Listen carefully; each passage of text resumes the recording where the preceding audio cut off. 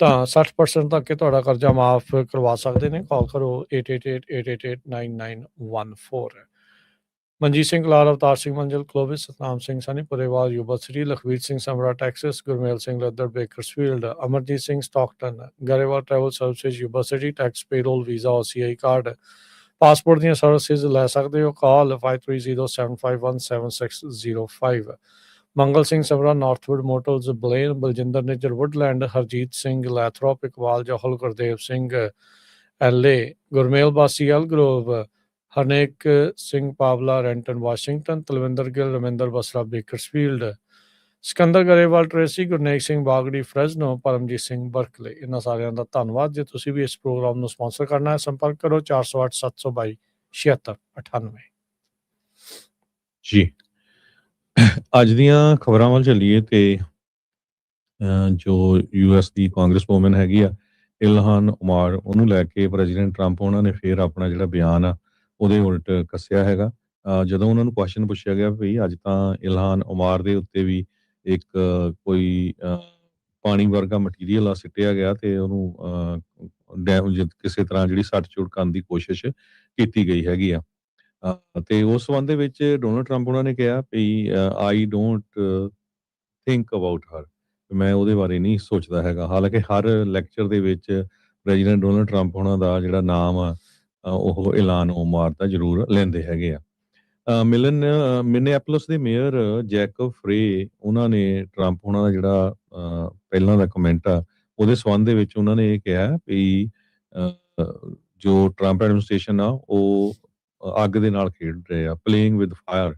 Minneapolis does not and will not enforce federal immigration laws. ਸੋ ਉਹਨਾਂ ਨੇ ਇਹ clearly ਕਿਹਾ ਹੈਗਾ। ਟਰੰਪ ਉਹਨਾਂ ਦੇ ਐਲਾਈ ਰੂਡੀ ਜੁਲੀਆਨੀ ਜੋ ਮੇਅਰ ਸੀਗੇ ਇੱਕ ਟਾਈਮ ਦੇ ਉੱਤੇ ਨਿਊਯਾਰਕ ਦੇ 1994 ਤੋਂ 2001 ਤਾਈਂ, ਤੇ ਉਸ ਟਾਈਮ ਦੇ ਉੱਤੇ ਜੋ ਜੁਲੀਆਨੀ ਸੀ ਉਹ ਬਹੁਤ ਹੀ ਜਿੱਦਾਂ ਪ੍ਰੋਮੀਨੈਂਟ ਤੇ ਫੀਅਰਸ ਐਡਵੋਕੇਟ ਸੀਗਾ ਰਾਈਟਸ ਆਫ ਅਨਡਾਕੂਮੈਂਟਡ ਮਾਈਗ੍ਰੈਂਟਸ ਦੇ। ਤੇ ਨਾਲ ਦੀ ਨਾਲ ਉਹਨੇ ਆਪਣੇ ਸ਼ਹਿਰ ਦੀਆਂ ਜਿਹੜੀਆਂ ਸੈਂਕਚੁਰੀ ਪਾਲਿਸੀਜ਼ ਆ ਉਹਨਾਂ ਨੂੰ ਵੀ ਜਿਹੜਾ ਆ ਡਿਫੈਂਡ ਕੀਤਾ ਸੀ। ਅੱਜ ਸਵੇਰੇ ਮਿਨੇਸੋਟਾ ਦੇ ਗਵਰਨਰ ਟਿਮ ਵਾਲਜ਼ ਤੇ ਉਹਨਾਂ ਦੀ ਵਾਈਫ ਨੇ ਜੋ ਐਲੈਕਸ ਪ੍ਰੈਟੀ ਜਿੱਥੇ ਉਹਦੀ ਮੌਤ ਹੋਈ ਸੀ ਉੱਥੇ ਮੈਮੋਰੀਅਲ ਬਣਿਆ ਹੋਇਆ, ਕਿਉਂਕਿ ਲੋਕ ਬਹੁਤ ਫੁੱਲ ਵਗੈਰਾ ਹੋਰ ਇਦਾਂ ਦੇ ਜਿਹੜੇ ਨੋਟਸ ਵਗੈਰਾ ਉੱਥੇ ਛੱਡ ਰਹੇ ਹੈਗੇ ਆ। ਤੇ ਉੱਥੇ ਉਹ ਪਹੁੰਚੇ ਤੇ ਕਾਫੀ ਇਮੋਸ਼ਨਲ ਸੀਗੇ। ਉਹਨਾਂ ਨੇ ਆਪਣੀ ਜਿਹੜੀ ਰਿਸਪੈਕਟ ਆ ਉਹ ਐਲੈਕਸ ਪ੍ਰੈਟੀ ਨੂੰ ਦਿੱਤੀ ਹੈਗੀ ਆ। ਉਹਦੇ ਸੰਬੰਧ ਦੇ ਵਿੱਚ ਜਦੋਂ ਇੱਕ ਰਿਪੋਰਟਰ ਨੇ ਉਹਨਾਂ ਨੂੰ ਪੁੱਛਿਆ ਵੀ ਤੁਹਾਨੂੰ ਲੱਗਦਾ ਵੀ ਜਿਹੜਾ ਟਰੰਪ ਐਡਮਿਨਿਸਟ੍ਰੇਸ਼ਨ ਆ ਉਹ ਕਿਸੇ ਤਰ੍ਹਾਂ ਦੀ ਟੋਨ ਉਹਦੀ ਚੇਂਜ ਹੋਈ ਆ ਕਿ ਨਹੀਂ, ਤੁਹਾਡੀ ਗੱਲ ਵੀ ਹੋ ਕੇ ਹਟੀ ਆ। ਕਹਿੰਦੇ ਵੀ ਉਹਦੇ ਸੰਬੰਧ ਵਿੱਚ ਜੋ ਵਾਲਜ਼ ਆ ਉਹਨਾਂ ਨੇ ਇਹ ਕਿਹਾ ਵੀ ਮੈਂ ਟੋਨ ਦੀ ਸ਼ਿਫਟ ਦੇ ਵਿੱਚ ਨਹੀਂ ਇੰਟਰਸਟਡ, ਮੈਂ ਇਹ ਚਾਹੁੰਦਾ ਆ ਵੀ ਆਈਸ ਇੱਥੋਂ ਸਾਡੇ ਸ਼ਹਿਰ ਚੋਂ ਬਾਹਰ ਚਲੇ ਜਾਵੇ ਤੇ ਸਾਨੂੰ ਅਕਾਊਂਟੇਬਿਲਿਟੀ ਚਾਹੀਦੀ ਆ ਜੋ ਕੁਝ ਵਾਪਰਿਆ ਹੈਗਾ, ਵੀ ਕਿਸ ਤਰ੍ਹਾਂ ਜਿਹੜੀਆਂ ਮੌਤਾਂ ਹੋਈਆਂ ਹੈਗੀਆਂ। ਉਹ ਕਹਿੰਦੇ ਵੀ ਸਾਡੀ ਜਿਹੜੀ ਕਮਿਊਨਿਟੀ ਆ ਪੂਰੇ ਟਰਾਮਾ ਦੇ ਵਿੱਚ ਹੈਗੀ ਆ, ਕਿਉਂਕਿ ਜਿਸ ਹਿਸਾਬ ਦੇ ਨਾਲ ਜਿਹੜੇ ਵੀ ਵੀਡੀਓ ਦੇਖਦਾ ਆ ਉਹ ਬੜਾ ਬੰਦਾ ਇਮੋਸ਼ਨਲ ਹੁੰਦਾ ਹੈਗਾ। ਉਹਨਾਂ ਨੇ ਕਿਹਾ ਵੀ ਮੈਂ ਕਾਲ ਜ਼ਰੂਰ ਕੀਤੀ ਸੀ ਪ੍ਰੈਜ਼ੀਡੈਂਟ ਨੂੰ ਜਦੋਂ ਪ੍ਰੈਟੀ ਦੀ ਮੌਤ ਹੋਈ ਆ ਉਹ ਤੋਂ ਬਾਅਦ, ਤੇ ਰੇਨੇ ਗੁੱਡ ਜੋ BBC ਉਹਦੀ ਵੀ ਕੁਝ ਦਿਨ ਪਹਿਲਾਂ ਹੀ ਜਿਹੜੀ ਗੋਲੀਆਂ ਮਾਰ ਕੇ ਹੱਤਿਆ ਕੀਤੀ ਗਈ ਸੀ ਫੈਡਰਲ ਏਜੰਟਸ, ਤੇ ਉਹਦੇ ਵਿੱਚ ਕਹਿੰਦਾ ਮੈਂ ਕਲੀਅਰਲੀ ਕਿਹਾ ਸੀ ਵੀ ਆਈਸ ਨੂੰ ਸਾਡੇ ਸ਼ਹਿਰ ਤੋਂ ਵਿਡਰॉ ਕਰ ਲੈਣਾ ਚਾਹੀਦਾ ਹੈਗਾ, ਖਾਸ ਕਰਕੇ ਜਿਹੜੀਆਂ ਦੋ ਵੱਡੀਆਂ ਇਨਸੀਡੈਂਟਸ ਹੋਈਆਂ ਉਹਨਾਂ ਤੋਂ ਬਾਅਦ। ਤੇ ਉਹਨਾਂ ਨੇ ਕਿਹਾ ਵੀ ਰੇਨੇ ਤੇ ਐਲੈਕਸ ਦੀ ਫੈਮਿਲੀ ਜੋ ਮਿਨੇਸੋਟਾ ਦੇ ਵਿੱਚ ਉਹਨਾਂ ਦੀ ਰਿਸਪੌਂਸਿਬਿਲਿਟੀ ਆ ਵੀ ਉਹਨਾਂ ਨੂੰ ਜਸਟਿਸ ਮਿਲੇ ਤੇ ਪੂਰੇ ਨੇਸ਼ਨ ਨੂੰ ਕਹਿੰਦੇ ਵੀ ਅਸੀਂ ਸ਼ੋਅ ਕਰਨਾ ਆ ਵੀ ਹਾਂ ਅਸੀਂ ਜਿਹੜੇ 2 ਕਤਲ ਹੋਏ ਸੀ ਉਹਨਾਂ ਨੂੰ ਜਸਟਿਸ ਲੈ ਕੇ ਦਿੱਤਾ ਹੈਗਾ। ਜੀ, ਇਲਹਾਨ ਉਮਾਰ ਦੇ ਉੱਤੇ ਜਿਹੜੇ ਕੱਲ ਜਦ ਬੰਦੇ ਨੇ ਕਿਸੇ ਤਰਲ ਪਦਾਰਥ ਦੇ ਨਾਲ ਹਮਲਾ ਕਰਨ ਦੀ ਕੋਸ਼ਿਸ਼ ਕੀਤੀ, ਇੱਕ ਚੀਜ਼ ਜਿਹੜੀ ਉੱਥੇ ਦੇਖਣ ਨੂੰ ਜਿਹੜੀ ਉਹ ਆਈ ਹਰਜੋਤ ਸਿੰਘ ਜੀ ਵੀ ਉਹ ਅੱਗੋਂ ਭੱਜ ਕੇ ਪਈ ਵੀ ਤੈਨੂੰ ਮੈਂ ਕਟਾਪਾ ਜਿਹੜਾ ਉਹ ਚਾੜਦੀ ਆ। ਸੋ ਕਿਤੇ ਨਾ ਕਿਤੇ ਉਹਨੇ ਉਹ ਚੀਜ਼ ਦਿਖਾਈ। ਉਹਨੇ ਕਿਹਾ ਵੀ ਮੈਂ ਵਾਰ ਟੌਰਨ ਮੁਲਕ ਦੇ ਵਿੱਚੋਂ ਆਈ ਹਾਂ, ਸੋ ਇਦਾਂ ਦੀਆਂ ਚੀਜ਼ਾਂ ਮੈਨੂੰ ਡਰਾਉਂਦੀਆਂ ਨਹੀਂ ਹੈਗੀਆਂ। ਤੇ ਰਾਸ਼ਟਰਪਤੀ ਟਰੰਪ ਹੋਣਾ ਦਾ ਇਹ ਬਿਆਨ ਨਿੰਦਾ ਕਰਨ ਦੀ ਬਜਾਏ ਕਹਿਣਾ ਵੀ ਆਪਾਂ ਕੋਈ ਫਿਕਰ ਹੀ ਜਿਹੜੀ ਉਹ ਮੈਂ ਸੋਚਦਾ ਹੀ ਨਹੀਂ ਇਸ ਚੀਜ਼ ਦੇ ਜਿਹੜਾ ਉਹ ਬਾਰੇ। ਆਈ ਥਿੰਕ ਇਹ ਵੀ ਕਿਤੇ ਨਾ ਕਿਤੇ ਮਾੜੀ ਗੱਲ ਆ। ਪੋਲੀਟੀਕਲ ਵਾਇਲੈਂਸ ਆਲਰੇਡੀ ਅਮਰੀਕਾ ਦੇ ਵਿੱਚ ਵਧੀ ਪਈ ਆ। ਲੈਫਟ ਵਾਲਿਆਂ ਦੇ ਉੱਤੇ ਰਾਈਟ ਵਾਲੇ ਦੋਸ਼ ਲਾਉਂਦੇ ਵੀ ਇਹ ਰੈਟੋਰਿਕ ਇਦਾਂ ਦਾ ਲਿਆਉਂਦੇ ਆ, ਰਾਈਟ ਵਾਲਿਆਂ ਦੇ ਉੱਤੇ ਲੈਫਟ ਵਾਲੇ ਜਿਹੜੇ ਦੋਸ਼ ਆ ਉਹ ਲਿਆਉਂਦੇ ਆ। ਪਰ ਕੋਈ ਇਦਾਂ ਦੀ ਗੱਲ ਨਹੀਂ ਹੈਗੀ ਵੀ ਇੱਕ ਦੂਜੇ ਦੇ ਪ੍ਰਤੀ ਜਿਹੜੇ ਕਹਿ ਲਓ ਵੀ ਐਮਪਥੀ ਜਾਂ ਸਿੰਪਥੀ ਜਿਹੜੀ ਉਹ ਦਿਖਾ ਰਹੇ ਹੋਣ। ਮਿਨੀਐਪੋਲਿਸ ਵਾਲਾ ਤੁਸੀਂ ਦੱਸ ਹੀ ਦਿੱਤਾ ਵੀ ਮੇਅਰ ਦੇ ਨਾਲ ਵੀ ਤੂੰ ਮੈਂ ਇਹਨਾਂ ਦੀ ਜਿਹੜੀ ਉਹ ਹੋ ਚੁੱਕੀ ਆ। ਕ੍ਰਿਸਟੀ ਨਿਓਮ ਦੇ ਕੁਝ ਜਿਹੜੇ ਬਿਆਨ ਇਦਾਂ ਦੇ ਆ ਰਹੇ, ਕਹਿੰਦੇ ਜੀ ਮੈਂ ਤਾਂ ਆਰਡਰ ਫੋਲੋ ਜਿਹੜੇ ਉਹ ਕਰ ਰਹੀ ਸੀਗੀ। ਬਵੀਨੋ ਨੂੰ ਆਲਰੇਡੀ ਬੱਸ ਤੇ ਚਾੜ ਕੇ ਵਾਪਸ ਬਾਰਡਰ ਦੇ ਵੱਲ ਨੂੰ ਜਿਹੜਾ ਉਹ ਕੈਲੀਫੋਰਨੀਆ ਦੇ ਵਿੱਚ ਤੋਰ ਦਿੱਤਾ। ਕਹਿੰਦੇ ਵੀ ਮਿਨੀਐਪੋਲਿਸ ਤੋਂ ਤੁਸੀਂ ਜਿਹੜਾ ਉਹ ਨਿਕਲੋ। ਇਸ ਦੀ ਗਾਜ ਜਿਹੜੀ ਖਾਸੀ ਜਿਹੜੀ ਹਰਜੋਤ ਸਿੰਘ ਜੀ ਡਿੱਗ ਚੁੱਕੀ ਹੈਗੀ ਆ। ਇਹਦਾ ਅਸਰ ਭੈੜਾ ਜਿਹੜਾ ਉਹ ਪਿਆ ਆ। ਜਿਸ ਤਰੀਕੇ ਦੇ ਨਾਲ ਸਰਕਾਰੀ ਤੰਤਰ ਦੇ ਦੁਆਰਾ ਆਪਣੇ ਆਪ ਨੂੰ ਇਸ ਗੋਲੀकांड 'ਚ ਮਾਰੇ ਗਏ ਲੋਕਾਂ ਦੇ ਨੂੰ ਹੀ ਜਿਹੜਾ ਉਹ ਦੋਸ਼ੀ ਠਹਿਰਾਉਣ ਦੀ ਕੋਸ਼ਿਸ਼ ਹੋਈ ਸੀ ਸ਼ੁਰੂਆਤ ਦੇ ਵਿੱਚ। ਜਿੱਦਾਂ ਬਵੀਨੋ ਨੇ ਕਿਹਾ ਸੀਗਾ ਵੀ ਵਾਇਲੈਂਟਲੀ ਰੈਜ਼ਿਸਟ ਕੀਤਾ, ਇਹ ਵੁੱਡ ਬੀ ਅਸੈਸਨ ਆ। ਕ੍ਰਿਸਟੀ ਨਿਓਮ ਕਹਿੰਦੀ ਸੀ ਵੀ ਲਾ ਐਨਫੋਰਸਮੈਂਟ ਦਾ ਮੈਸੇਕਰ ਕਰਨ ਦੇ ਲਈ ਆਇਆ ਸੀ। ਤੇ ਹੁਣ ਜਦੋਂ ਉਸ ਬਾਬਤ ਕਿੰਨੀਆਂ ਜ਼ਿਆਦੀਆਂ ਵੀਡੀਓਜ਼ ਸਾਹਮਣੇ ਆ ਤਾਂ ਇਹਨਾਂ ਨੂੰ ਆਪਣੀਆਂ ਉਹਨਾਂ ਸਟੇਟਮੈਂਟਸ ਤੋਂ ਪਿੱਛੇ ਜਿਹੜਾ ਉਹ ਹਟਣਾ ਪੈ ਰਿਹਾ ਹੈਗਾ ਆ। ਟ੍ਰਿਸ਼ਾ ਮੈਕਲੌਫਲਿਨ ਜਿਹੜੀ DHS ਦੀ ਮੇਨ ਸਪੋਕਸਪਰਸਨ ਆ, ਉਸਨੇ ਜਿਹੜਾ ਇਹ ਕਿਹਾ, ਕਹਿੰਦੇ ਵੀ ਜਿਹੜੀ ਇਨੀਸ਼ੀਅਲ ਸਟੇਟਮੈਂਟ ਅਸੀਂ ਦਿੱਤੀ ਸੀਗੀ ਉਹ CBP ਦੇ ਜਿਹੜੇ ਰਿਪੋਰਟਸ ਦੇ ਹਿਸਾਬ ਦੇ ਨਾਲ ਸੀਗੀ। ਗਰਾਊਂਡ ਦੇ ਉੱਤੇ ਹਾਲਾਤ ਬੜੇ ਕਾਇਓਟਿਕ ਸੀਗੇ, ਤੜਥੱਲੀ ਇੱਕ ਹਿਸਾਬ ਦੇ ਨਾਲ ਮਚੀ ਪਈ ਸੀ। ਇਸੇ ਲਈ ਕਹਿੰਦੇ ਵੀ ਅਸੀਂ ਇਨਵੈਸਟੀਗੇਸ਼ਨ ਉਸ ਨੂੰ ਕਰਵਾਉਣ ਜਾ ਰਹੇ ਹਾਂ। ਡਿਪਾਰਟਮੈਂਟ ਆਫ ਹੋਮਲੈਂਡ ਸਿਕਿਉਰਿਟੀ ਨੇ 16 ਜਿਹੜੀਆਂ ਬਾਰਡਰ ਪੈਟਰੋਲ ਏਜੰਟ ਦੇ ਨਾਲ ਸੰਬੰਧਿਤ ਫੈਡਰਲ ਏਜੰਟਸ ਦੇ ਨਾਲ ਸੰਬੰਧਿਤ ਰੀਸੈਂਟਲੀ ਹੋਏ ਗੋਲੀकांड ਦੇ ਵਿੱਚ ਉਹ ਇਨਵੈਸਟੀਗੇਸ਼ਨ ਕਹਿੰਦੇ ਵੀ ਕੰਪਲੀਟ ਕਰ ਲਈਆਂ ਤੇ ਜਿਨ੍ਹਾਂ ਵਿੱਚ ਇਹ ਕਿਹਾ ਆ ਵੀ CBP ਦਾ ਕਿਸੇ ਦੇ ਵਿੱਚ ਵੀ ਕਸੂਰ ਨਹੀਂ ਜਿਹੜਾ ਉਹ ਸੀਗਾ। ਸੋ ਡੋਮੈਸਟਿਕ ਟੈਰਰਿਸਟ ਐਲੈਕਸ ਪ੍ਰੈਟੀ ਨੂੰ ਆਖਿਆ ਗਿਆ ਸੀਗਾ। ਉਦੋਂ ਇਹ ਕਿਹਾ ਸੀਗਾ ਵੀ ਇਹ ਤਾਂ ਲਾ ਐਨਫੋਰਸਮੈਂਟ ਦਾ ਕਤਲੋਗਾਰਤ ਕਰਨ ਦੇ ਲਈ ਜਿਹੜਾ ਆ ਰਿਹਾ ਸੀ।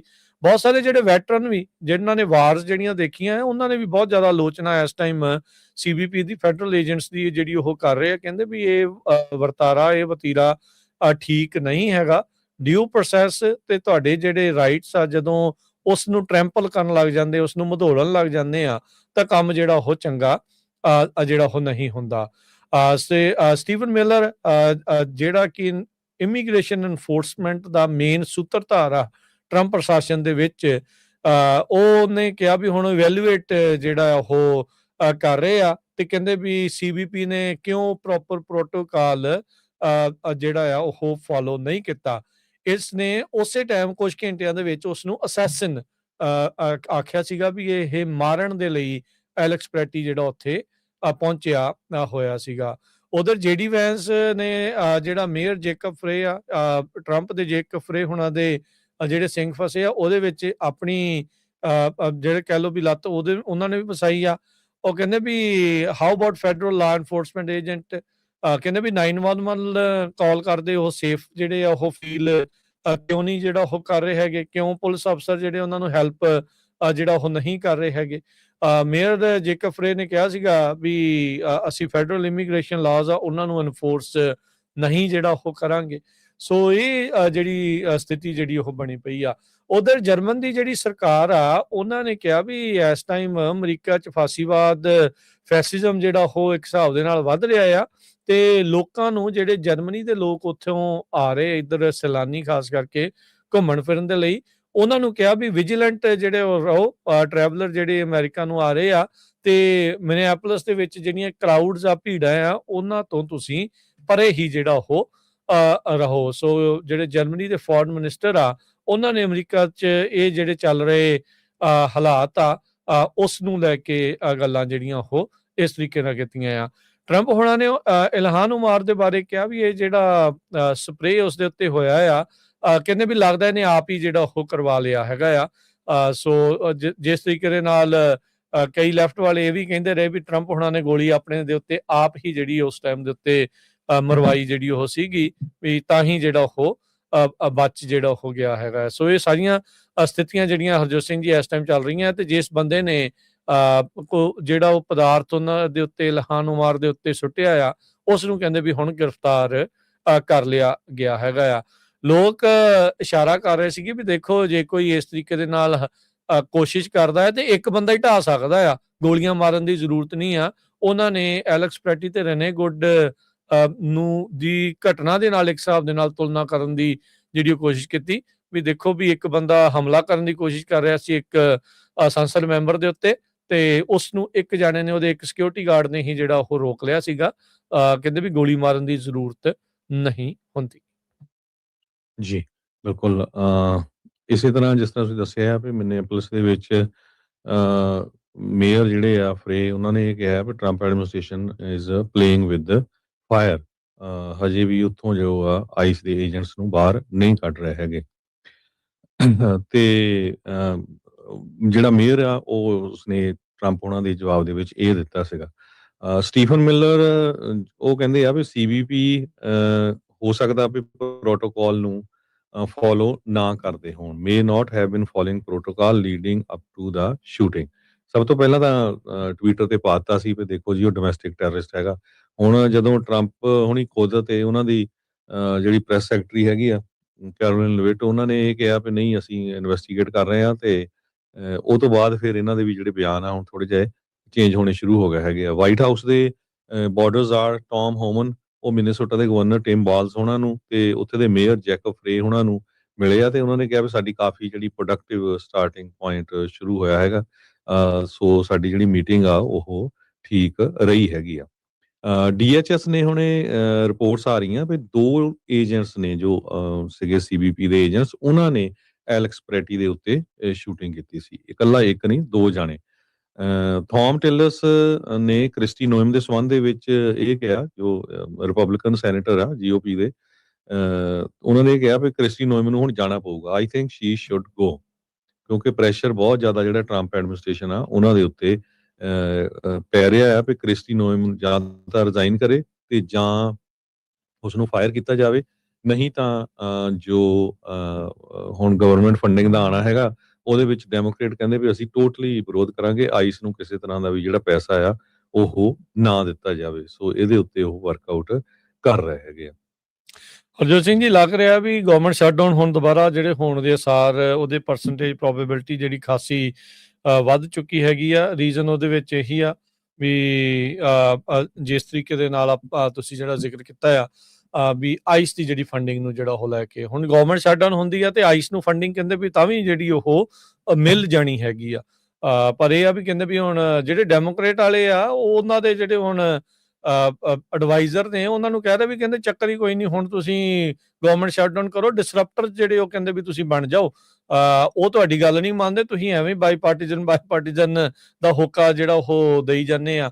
ਸੋ ਬਾਈਪਾਰਟੀਜ਼ਨ ਸਿਆਸਤ ਦਾ ਭੋਗ ਪੈ ਚੁੱਕਾ ਆ, ਇਦਾਂ ਲੱਗ ਰਿਹਾ ਹੈ ਇੱਕ ਹਿਸਾਬ ਦੇ ਨਾਲ ਸਮਾਪਤ ਹੋ ਚੁੱਕੀ ਆ। ਇਹਦਾ ਕੋਈ ਗਾਂ ਭਵਿੱਖ ਖਾਸ ਜਿਹੜਾ ਉਹ ਨਜ਼ਰ ਨਹੀਂ ਆ ਰਿਹਾ। ਜਿਸ ਤਰੀਕੇ ਦੀ ਪਾਰਟੀਜ਼ਨ ਪੋਲੀਟੀਸ਼ੀਅਨ ਤੇ ਜਿਸ ਤਰੀਕੇ ਦੇ ਨਾਲ ਪਾਰਟੀਜ਼ਨ ਡਿਵਾਈਡ ਇਸ ਟਾਈਮ ਅਮਰੀਕਾ 'ਚ ਦੇਖਣ ਨੂੰ ਮਿਲ ਰਿਹਾ ਹੈਗਾ ਆ। ਸੋ ਪਰ ਉਮੀਦ ਕਰਦੇ ਆ ਵੀ ਉਸ ਪਾਸੇ ਵੱਲ ਨੂੰ ਜਿਹੜਾ ਉਹ ਵਧਿਆ ਜਿਹੜਾ ਹੋ ਜਾਵੇ। ਕਾਫੀ ਕੁਛ ਜਿਹੜਾ ਉਹ ਹੋ ਰਿਹਾ ਤੇ ਸਿਆਸਤ ਤੇਜ਼ੀ ਦੇ ਨਾਲ ਇਸ ਨੂੰ ਲੈ ਕੇ ਜਿਹੜੀ ਉਹ ਬਦਲ ਰਹੀ ਹੈਗੀ ਆ। ਅਗਲੀ ਜਿਹੜੀ ਹਰਜੋਤ ਸਿੰਘ ਜੀ ਖਬਰ ਦੇ ਵੱਲ ਨੂੰ ਆਪਾਂ ਵੱਧਦੇ ਹਾਂ, ਮਿਡਲ ਈਸਟ ਦੇ ਵੱਲ ਨੂੰ ਰੁਖ ਜਿਹੜਾ ਉਹ ਕਰਦੇ ਹਾਂ। ਪਿਛਲੇ ਦਿਨਾਂ ਦੇ ਵਿੱਚ ਆਪਾਂ ਤੁਹਾਡੇ ਨਾਲ ਸਾਂਝ ਪਾਈ ਸੀ, ਦੱਸਿਆ ਸੀਗਾ ਵੀ ਅਮਰੀਕਾ ਦੇ ਕੁਝ ਜਿਹੜੇ ਸਮੁੰਦਰੀ ਜੰਗੀ ਬੇੜੇ ਆ ਉਹਨਾਂ ਨੂੰ ਮਿਡਲ ਈਸਟ ਦੇ ਵੱਲ ਨੂੰ ਘੱਲਿਆ ਗਿਆ ਆ, ਈਰਾਨ ਦੇ ਇਰਦ ਗਿਰਦ। ਈਰਾਨ ਦੇ ਵਿੱਚ ਪ੍ਰੋਟੈਸਟ ਚੱਲ ਰਹੇ ਸੀਗੇ। ਰਾਈਟ ਨਾਓ ਉੱਥੋਂ ਕੋਈ ਬਾੜੀ ਖਾਸ ਖਬਰ ਜਿਹੜੀ ਹੁਣ ਨਹੀਂ ਆ ਰਹੀ ਹੈਗੀ। ਸਟਾਰਲਿੰਕ ਉਹਨਾਂ ਨੇ ਫ੍ਰੀ ਕੀਤਾ ਹੋਇਆ ਆ ਈਲਨ ਮਸਕ ਨੇ, ਪਰ ਈਰਾਨ ਦੇ ਕੋਲ ਅਜਿਹੀ ਟੈਕਨੋਲੋਜੀ ਹੈਗੀ ਆ ਵੀ ਉਹ ਸਟਾਰਲਿੰਕ ਦੀ ਜਿਹੜੀ ਵੇਵਲੈਂਥ ਆ, ਉਸ ਦੀ ਫ੍ਰੀਕੁਐਂਸੀ ਆ, ਉਸ ਨੂੰ ਰੋਕਣ 'ਚ ਕਾਮਯਾਬ ਹੋ ਪਾ ਰਹੇ ਆ। ਉੱਥੋਂ ਕੋਈ ਬਾਹਲਾ ਡਾਟਾ ਜਿਹੜਾ ਆ ਉਹ ਸ਼ੇਅਰ ਨਹੀਂ ਹੋ ਰਿਹਾ। ਉਧਰ US ਨੇ ਹੁਣ ਕਿਹਾ ਵੀ ਮਿਡਲ ਈਸਟ ਦੇ ਵਿੱਚ ਈਰਾਨ ਦੇ ਨਾਲ ਜਿਹੜੀਆਂ ਟੈਂਸ਼ਨਸ ਬਿਲਡਅਪ ਹੋ ਰਹੀਆਂ ਆ, ਉੱਥੇ ਮਿਲਟਰੀ ਐਕਸਰਸਾਈਜ਼ ਜਿਹੜੇ ਫੌਜੀ ਅਭਿਆਸ ਆ ਉਹਨਾਂ ਨੂੰ ਕੀਤਾ ਜਾਵੇਗਾ। ਸੋ ਲੈਫਟੀਨੈਂਟ ਜਨਰਲ ਡੈਰਿਕ ਫਰਾਂਸ ਇਹ ਕਮਾਂਡਰ ਹੈਗੇ ਨੇ US central command air force central and combined air force component ਦੇ। ਉਹਨਾਂ ਨੇ ਕਿਹਾ ਵੀ ਸਾਡੇ ਜਿਹੜੇ 에ਅਰਮੈਨ ਆ ਉਹ ਹੁਣ ਪ੍ਰੂਵ ਕਰਨਗੇ ਵੀ ਉਹ ਡਿਸਪਰਸ ਕਰ ਸਕਦੇ ਨੇ, ਆਪਰੇਟ ਕਰ ਸਕਦੇ ਨੇ, ਜਨਰੇਟ ਕਰ ਸਕਦੇ ਨੇ ਕੰਬੈਟ ਸੋਰਟੀਜ਼ ਜਦੋਂ ਡਿਮਾਂਡਿੰਗ ਕੰਡੀਸ਼ਨਸ ਹੁੰਦੀਆਂ ਆ, ਉਹ ਵੀ ਸੇਫਲੀ, ਪ੍ਰਸਾਈਸਲੀ ਤੇ ਆਪਣੇ ਜਿਹੜੇ ਪਾਰਟਨਰਸ ਦੇ ਨਾਲ। ਸੋ ਡੋਨਲਡ ਟਰੰਪ ਹੁਣਾਂ ਨੇ ਆਲਰੇਡੀ ਅਨਾਉਂਸ ਕੀਤਾ ਸੀਗਾ ਵੀ ਅਰਮਾਡਾ ਜਿਹੜਾ ਆ ਉਹ ਪਹੁੰਚ ਰਿਹਾ ਆ, ਵੀ ਆਪਣੇ ਜਿਹੜੇ ਜੰਗੀ ਬੇੜੇ ਤੇ ਬਾਕੀ ਸਾਰਾ ਬਰੂਦ ਬਰਾਤ ਲੈ ਕੇ ਜਿਹੜਾ ਅਸੀਂ ਈਰਾਨ ਦੇ ਵੱਲ ਨੂੰ ਜਿਹੜਾ ਉਹ ਪਹੁੰਚ ਰਹੇ ਆ, ਤੇ ਮਿਲਟਰੀ ਐਕਸ਼ਨ ਜਿਹੜਾ ਉੱਥੇ ਦੀ ਰਜੀਮ ਦੇ ਉਲਟ ਹੋ ਸਕਦਾ ਹੈਗਾ ਆ। ਸੋ ਕਹਿੰਦੇ ਵੀ next attack will be far worse than last years ਜਿਹੜੇ ਨਿਊਕਲੀਅਰ ਫੈਸਿਲਿਟੀਜ਼ ਦੇ ਉੱਤੇ ਸਟ੍ਰਾਈਕ ਕੀਤਾ ਸੀਗਾ। ਸੋ ਇਸ ਦੇ ਰਿਸਪੌਂਸ ਦੇ ਵਿੱਚ ਈਰਾਨ ਦਾ ਜਿਹੜਾ ਮਿਸ਼ਨ ਆ UN ਦੇ ਵਿੱਚ, ਉਹਨਾਂ ਨੇ ਕਿਹਾ, ਕਹਿੰਦੇ ਵੀ ਈਰਾਨ ਸਟੈਂਡ ਰੈਡੀ, ਵੀ ਅਸੀਂ ਤਿਆਰ ਆ ਡਾਇਲੌਗ ਦੇ ਲਈ, ਮਿਊਚੁਅਲ ਰਿਸਪੈਕਟ ਦੇ ਤੌਰ ਦੇ ਉੱਤੇ, ਤੇ ਅਸੀਂ ਪਰ ਆਪਣੇ ਆਪ ਨੂੰ ਡਿਫੈਂਡ ਕਰਾਂਗੇ ਤੇ ਰਿਸਪੌਂਡ ਕਰਾਂਗੇ ਉਸੇ ਤਰੀਕੇ ਦੇ ਨਾਲ, ਉਸ ਤੋਂ ਵੀ ਕਹਿੰਦੇ ਵੀ ਲਾਈਕ ਨੈਵਰ ਬਿਫੋਰ, ਵੀ ਜਿੱਦਾਂ ਪਹਿਲਾਂ ਕਦੀ ਅਸੀਂ ਰਿਸਪੌਂਡ ਨਹੀਂ ਕੀਤਾ, ਵੀ ਜੇ ਸਾਨੂੰ ਜਿਹੜਾ ਇਹਨਾਂ ਨੇ ਪੁਸ਼ ਕੀਤਾ। USS Abraham Lincoln carrier strike group already Monday ਪਰਸੋਂ ਦਾ ਉੱਥੇ ਪਹੁੰਚ ਚੁੱਕਾ ਹੈਗਾ ਆ, ਸੈਂਟਰਲ ਕਮਾਂਡ ਦੇ ਅੰਡਰ ਜਿਹੜਾ ਉਹ ਪਹੁੰਚ ਗਿਆ, ਜਿਹੜਾ ਮਿਡਲ ਈਸਟ ਤੇ ਵੈਸਟ ਤੇ ਸੈਂਟਰਲ ਏਸ਼ੀਆ ਦੇ ਵਿੱਚ US ਦੀ ਫੋਰਸਿਸ ਨੂੰ ਓਵਰਸੀ ਕਰਦੇ ਜਿਹੜੇ ਉਹ ਹੈਗੇ ਆ। ਟਰੰਪ ਉਹਨਾਂ ਨੇ ਬੀਤੇ ਸ਼ੁੱਕਰਵਾਰ ਕਿਹਾ ਸੀਗਾ ਵੀ we have lots of ships going that direction just in case I rather not see anything happen, but we are watching them very closely. ਅਸੀਂ ਬਹੁਤ ਨਜ਼ਦੀਕੀ ਦੇ ਨਾਲ ਦੇਖ ਰਹੇ ਹੈਗੇ ਆ। ਸੋ ਇਸ ਟਾਈਮ ਉੱਥੇ ਹੁਣ ਪ੍ਰੋਟੈਸਟ ਕਿੰਨੇ ਕੁ ਜ਼ਿਆਦਾ ਹੋ ਰਹੇ ਆ, ਉਸ ਦੇ ਬਾਰੇ ਕੋਈ ਬਾਹਰੀ ਖਬਰ ਹਰਜੋਤ ਸਿੰਘ ਜੀ ਨਜ਼ਰ ਨਹੀਂ ਆ ਰਹੀ, ਕੋਈ ਸਾਹਮਣੇ ਚੀਜ਼ਾਂ ਜਿਹੜੀਆਂ ਉਹ ਨਹੀਂ ਆ ਰਹੀਆਂ। ਸੋ ਲੱਗ ਰਿਹਾ ਆ ਵੀ ਸ਼ਾਇਦ ਈਰਾਨ ਦੀ ਜਿਹੜੀ ਸਰਕਾਰ ਆ, ਉਹਨਾਂ ਨੇ ਜਿਹੜੇ ਪ੍ਰੋਟੈਸਟ ਆ ਉਹਨਾਂ ਨੂੰ ਦੱਬਣ ਦੇ ਵਿੱਚ ਕਿਤੇ ਨਾ ਕਿਤੇ ਕਾਮਯਾਬੀ ਉੱਥੇ ਹਾਸਲ ਕਰ ਲਈ ਹੈਗੀ ਆ। 5000 ਤੋਂ ਵੱਧ ਮੌਤਾਂ ਜਿਹੜੀਆਂ ਪ੍ਰੋਟੈਸਟਰਸ ਦੀਆਂ, ਇਹ ਅਨੁਮਾਨ ਜਿਹੜਾ ਉਹ ਲਾਇਆ ਜਾ ਰਿਹਾ ਆ। ਇੱਕ US based human right activist news agency, ਉਹਨਾਂ ਨੇ ਜਿਹੜਾ ਉਹ ਕਿਹਾ ਆ, ਤੇ ਕਹਿੰਦੇ ਵੀ ਅਸੀਂ 17000 ਹੋਰ ਜਿਹੜੀਆਂ ਉੱਥੇ ਮੌਤਾਂ ਹੋਈਆਂ ਆ ਉਹਨਾਂ ਦਾ ਰਿਵਿਊ ਜਿਹੜਾ ਉਹ ਕਰ ਰਹੇ ਆ। ਇਹ ਨੰਬਰ ਦੀ ਪੁਸ਼ਟੀ ਕਿਸੇ ਦੇ ਕੋਲ ਨਹੀਂ ਆ, ਸਿਰਫ ਇਹ ਜਿਹੜੇ human right activist news agency ਵਾਲੇ ਆ, ਉਹ ਇਹ ਦਾਅਵਾ ਕਰ ਰਹੇ ਆ ਵੀ 5800 ਤੋਂ ਵੱਧ ਮੌਤਾਂ ਪਿਛਲੇ ਜਿਹੜੇ 1-2 ਮਹੀਨੇ ਦੇ ਵਿੱਚ ਹੋਏ ਪ੍ਰੋਟੈਸਟ ਆ ਉਹਦੇ ਵਿੱਚ ਈਰਾਨ 'ਚ ਹੋ ਚੁੱਕੀਆਂ ਆ। ਜੀ ਬਿਲਕੁਲ। ਅਗਲੀ ਖਬਰ ਵੱਲ ਚਲੀਏ। ਮਾਰਕੋ ਰੂਬੀਓ ਜੋ ਸੈਕਟਰੀ ਆਫ ਸਟੇਟ ਹੈਗੇ ਆ, ਉਹਨਾਂ ਦੀ ਅੱਜ ਸੈਨੇਟ ਦੇ ਸਾਹਮਣੇ ਹੀਅਰਿੰਗ ਚੱਲ ਰਹੀ ਹੈਗੀ ਆ। ਉਹਦੇ ਵਿੱਚ ਉਹਨਾਂ ਨੇ ਇਹ ਕਿਹਾ ਵੀ ਵੈਨਜ਼ੂਏਲਾ ਦੇ ਮਾਮਲੇ ਦੇ ਵਿੱਚ ਸਾਰੇ ਕੁਐਸਚਨ ਉਹਨਾਂ ਨੂੰ ਪੁੱਛੇ ਜਾ ਰਹੇ ਆ। ਕਹਿੰਦੇ ਵੀ ਵੈਨਜ਼ੂਏਲਾ ਦੇ ਮਾਮਲੇ 'ਚ ਕਾਫੀ ਵਧੀਆ ਤੇ ਡੀਸੈਂਟ ਪ੍ਰੋਗਰੈਸ ਜੋ ਆ ਉਹ ਹੋ ਰਹੀ ਹੈਗੀ ਆ। ਟਰੰਪ ਐਡਮਿਨਿਸਟ੍ਰੇਸ਼ਨ ਨੇ ਜਦੋਂ ਮਿਲਟਰੀ ਆਪਰੇਸ਼ਨ ਕੀਤਾ ਸੀ ਤੇ ਉਸ ਟਾਈਮ ਦੇ ਉੱਤੇ ਉੱਥੇ ਦੇ ਪ੍ਰੈਜ਼ੀਡੈਂਟ ਨਿਕੋਲਸ ਮਦੂਰੋ ਨੂੰ ਆਪਣੇ ਹੀ ਜਿਹੜੀ ਮਿਲਟਰੀ ਆ ਉਹ ਉੱਥੋਂ ਚੱਕ ਲਿਆਈ ਸੀ, ਕਿਉਂਕਿ ਉਹ ਲੋੜੀਂਦਾ ਸੀ, ਉਹਦੇ ਸਿਰ ਤੇ ਨਾਮ ਰੱਖਿਆ ਸੀ ਡਰੱਗ ਭੇਜਣ ਦੇ ਮਾਮਲੇ ਦੇ ਵਿੱਚ। ਰਿਪਬਲਿਕਨਸ ਤੇ ਜੋ ਡੈਮੋਕ੍ਰੇਟ ਲਾਮੇਕਰਸ ਆ, ਉਹ ਇਸ ਸਿਚੁਏਸ਼ਨ ਦੇ ਉੱਤੇ ਡਿਸਕਸ ਕਰ ਰਹੇ ਹੈਗੇ ਆ ਜਿਸ ਟਾਈਮ ਆਪਾਂ ਤੁਹਾਡੇ ਨਾਲ ਖਬਰਾਂ ਸਾਂਝੀਆਂ ਕਰ ਰਹੇ ਹੈਗੇ ਆ। ਰੂਬੀ ਹੁਣ ਉਹਨੇ ਇਹ ਕਿਹਾ ਹੈ ਵੀ ਸੈਨੇਟ ਫੋਰਨ ਰਿਲੇਸ਼ਨ ਕਮੇਟੀ ਜੋ ਹੈਗੀ ਆ, ਉਹ major US national security threat ਆ ਇਨ ਇਟਸ ਓਨ ਹੈਮੀਸਫੀਅਰ। ਤੇ ਜਨਵਰੀ 3 ਦਾ ਜਿਹੜਾ ਆਪਰੇਸ਼ਨ ਸੀ ਡਿਪੋਜ਼ ਕਰਨ ਦਾ ਮਦੂਰੋ ਨੂੰ, ਉਹ ਇਹਦੇ ਤਹਿਤ ਕੀਤਾ ਗਿਆ ਹੈ। ਕਹਿੰਦੇ ਟਰੰਪ ਉਹਨਾਂ ਦੇ ਟੌਪ ਡਿਪਲੋਮੇਟ ਤੇ ਅਮਰੀਕਨ ਲੋਕ ਹੁਣ ਆਪਣੇ ਆਪ ਨੂੰ ਕਾਫੀ ਸੇਫਰ ਸਮਝਦੇ ਹੈਗੇ ਆ ਇਸ ਰਿਜ਼ਲਟ ਤੋਂ ਕਿ ਆਪਾਂ ਸਾਊਥ ਅਮਰੀਕਾ ਤੋਂ, ਵੈਨਜ਼ੂਏਲਾ ਤੋਂ, ਜੋ ਉੱਥੇ ਦਾ ਮੇਨ ਲੀਡਰ ਸੀ, ਉਸ ਨੂੰ ਚੱਕ ਲਿਆਏ ਹੈਗੇ ਆ। ਕਹਿੰਦੇ ਵੀ ਜੋ ਕੁਝ ਉੱਥੇ ਹੋਊਗਾ ਆਪਾਂ ਉਹ ਮੁਲਕ ਨੂੰ ਇੱਕ ਤਰ੍ਹਾਂ ਦੇ ਨਾਲ ਬਿਲਡ ਕਰਨ ਦੀ ਵੀ ਕੋਸ਼ਿਸ਼ ਕਰਾਂਗੇ, ਪਰ ਓਵਰਨਾਈਟ ਨਹੀਂ ਹੋਊਗਾ, ਕਾਫੀ ਸਮਾਂ ਲੱਗੂਗਾ। ਤੇ ਕਹਿੰਦੇ ਵੀ ਪ੍ਰੋਗਰੈਸ ਵਧੀਆ ਚੱਲ ਰਹੀ ਹੈਗੀ ਆ ਵੈਨਜ਼ੂਏਲਾ ਦੇ ਵਿੱਚ। ਕਹਿੰਦੇ ਵੀ ਅਸੀਂ ਬੈਟਰ ਆਫ ਹਾਂ today than we are 4 weeks ago. ਤੇ 3 ਮਹੀਨੇ 6 ਮਹੀਨਿਆਂ ਦੇ ਵਿੱਚ ਕਾਫੀ ਕੁਛ ਜੋ ਆ ਉਹ ਚੇਂਜ ਹੋ ਜਾਊਗਾ। ਫਲੋਰੀਡਾ ਦੇ ਸਾਬਕਾ ਸੈਨੇਟਰ ਨੇ ਵੈਨਜ਼ੂਏਲਾ ਦੇ ਸੰਬੰਧ ਦੇ ਵਿੱਚ ਕਿਹਾ ਵੀ ਜੋ ਇੰਟਰਮ ਲੀਡਰ ਆ ਵੈਨਜ਼ੂਏਲਾ ਦੇ, ਉਹ ਕੋਆਪਰੇਟ ਕਰ ਰਹੇ ਹੈਗੇ ਆ ਤੇ ਅਸੀਂ ਬਹੁਤ ਜਲਦੀ ਜਿਹੜੇ ਬੈਨੀਫਿਟਸ ਹੋਣਗੇ ਉਹ ਦੇਖਣੇ ਸ਼ੁਰੂ ਕਰ ਦੇਵਾਂਗੇ। ਤੇ ਕਹਿੰਦੇ ਵੀ ਵੈਨਜ਼ੂਏਲਾ ਹੁਣ ਤੇਲ ਵੀ ਵੇਚ ਸਕਦਾ ਹੈਗਾ ਸਬਜੈਕਟ ਟੂ US ਸੈਂਕਸ਼ਨਸ। ਵੀ ਕਿਹੜੇ-ਕਿਹੜੇ ਮੁਲਕਾਂ ਨੂੰ ਵੇਚ ਸਕਦਾ, ਕਿਹੜਿਆਂ ਨੂੰ ਨਹੀਂ ਵੇਚ ਸਕਦਾ। ਆਪਾਂ ਨੂੰ ਪਤਾ ਹੈ ਪਿਛਲੇ ਸਮੇਂ 'ਚ ਆਪਾਂ ਤੁਹਾਡੇ ਨਾਲ ਡਿਸਕਸ ਕੀਤਾ ਸੀ ਵੀ ਵੈਨਜ਼ੂਏਲਾ ਚਾਈਨਾ ਨੂੰ ਤੇ ਕਿਊਬਾ ਨੂੰ ਜਿਹੜਾ ਤੇ ਈਰਾਨ ਨੂੰ ਵੀ ਜਿਹੜਾ ਤੇਲ ਭੇਜਦਾ ਸੀਗਾ। ਕਹਿੰਦੇ ਵੀ ਜਿਹੜੀ ਆਇਲ ਸੇਲਸ ਆ, ਤੇਲ ਦੀਆਂ ਜਿਹੜੀਆਂ ਸੇਲਸ ਹੋਊਗੀਆਂ, ਉਹ ਇੱਕ ਅਕਾਊਂਟ ਦੇ ਵਿੱਚ ਸੈਟਅਪ ਕੀਤੀਆਂ ਜਾਊਗੀਆਂ, ਡਿਪੋਜ਼ਿਟ ਕੀਤੀਆਂ ਜਾਊਗੀਆਂ, ਜਿਸ ਨੂੰ ਯੂਐਸ ਟ੍ਰੈਜਰੀ ਜੋ ਆ ਉਹ ਕੰਟਰੋਲ ਕਰੂਗਾ। ਤੇ ਵਾਸ਼ਿੰਗਟਨ ਦੇ ਵਿੱਚ ਅਪਰੂਵਲ ਤੋਂ ਬਾਅਦ ਉਹਨਾਂ ਨੂੰ ਪੈਸੇ ਦਿੱਤੇ ਜਾਊਗੇ। ਮੰਥਲੀ ਬਜਟ ਜੋ ਆ ਉਹ ਵੈਨਜ਼ੂਏਲਾ ਅਥਾਰਟੀਜ਼ ਨੂੰ ਸਬਮਿਟ ਕੀਤਾ ਜਾਊਗਾ। ਸੋ ਇਹ ਪੂਰੀ ਜਿਹੜੀ ਡਿਟੇਲ ਆ, ਅੱਜ ਕਿਸ ਤਰ੍ਹਾਂ ਉੱਥੇ ਮਿਲਟਰੀ ਸਟ੍ਰਾਈਕ ਹੋਈ, ਕਿਸ ਤਰ੍ਹਾਂ ਉਹਨੂੰ ਚੱਕ ਕੇ ਲਿਆਏ ਤੇ ਕਿਸ ਤਰ੍ਹਾਂ ਜੋ ਆਉਣ ਵਾਲੇ ਸਮੇਂ ਦੇ ਵਿੱਚ ਜੋ ਵੈਨਜ਼ੂਏਲਾ ਆ ਉਹਦੀ ਕਿਸ ਤਰ੍ਹਾਂ ਜਿਹੜੀ ਸਟੇਬਲ ਸਰਕਾਰ ਬਣੂਗੀ, ਤਾਂ ਕਿ ਜਿਹੜੀ ਅਮਰੀਕਾ ਦੇ ਨਾਲ ਰਲ ਕੇ ਉਹ ਜੋ ਚੱਲ ਸਕੇ। ਇਹ ਸਾਰੇ ਸੰਬੰਧ ਦੇ ਵਿੱਚ ਮਾਰਕੋ ਰੂਬੀਓ ਉਹਨਾਂ ਦੀ ਜਿਹੜੀ ਹੀਅਰਿੰਗ ਆ ਉਹ ਚੱਲ ਰਹੀ ਹੈਗੀ ਆ। ਜੀ। ਬ੍ਰੇਕ ਲਵਾਂਗੇ, ਬ੍ਰੇਕ ਤੋਂ ਬਾਅਦ ਮੁੜਦੇ ਹਾਂ ਵਾਪਸ। ਖਬਰਾਂ ਦਾ ਸਿਲਸਿਲਾ ਜਾਰੀ ਜਿਹੜਾ ਉਹ ਰਹੇਗਾ। H1B ਨੂੰ ਲੈ ਕੇ ਟੈਕਸਸ ਵਾਲਿਆਂ ਨੇ ਇੱਕ ਵੱਡਾ ਕਦਮ ਜਿਹੜਾ ਉਹ ਚੱਕਿਆ ਆ, ਉਹਦੇ ਵਿੱਚ ਕੀ ਆ ਉਹ ਆਪਾਂ ਤੁਹਾਡੇ ਨਾਲ ਸ਼ੇਅਰ ਕਰਦੇ ਹਾਂ। ਮਿਲਦੇ ਇੱਕ ਬ੍ਰੇਕ ਤੋਂ ਬਾਅਦ 'ਚ।